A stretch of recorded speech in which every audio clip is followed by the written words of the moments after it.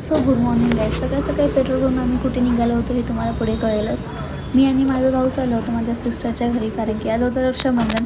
So त्यामुळे मी आणि माझा भाऊ निघालो होतो जाण्यासाठी. मग फायनली आम्ही पोचलो आणि ती आमच्यासाठी बनवणार होती मस्तपैकी शिरा.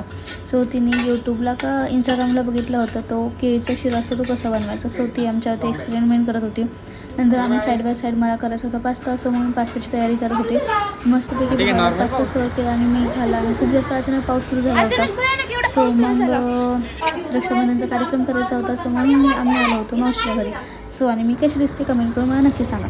नंतर आम्ही आलो होतो महादेवाच्या मंदिरात आणि हा माझा मावशीचा पोरगा जप करतो आहे आणि ॲक्च्युली मला येतही नाही करता. सो खूप छान अशा प्रकारे बोलत होता. सो नंतर आम्ही निघालो होतो आणि खूप जास्त पाऊस चालू झाला होता आमच्या इथे. सो खूप जास्त पाऊस होता. सो मग आम्ही थांबलो होतो आमच्या इथे एका साईडला. नंतर मग मला जायचं होतं माझ्या एका फ्रेंडच्या पार्लरमध्ये. ॲक्च्युली ती नवीनच ओपन केलेलं आहे आणि खूप दिवस झाले गेलेही नव्हते. नंतर मग मला जायचं होतं इस्कॉन मंदिराला.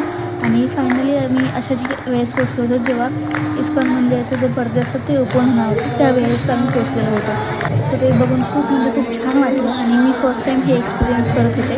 नंतर घरी आले आणि मला चॉकलेट खायची इच्छा होत होती आणि चॉकलेट्स दिले होते रक्षाबंधनला.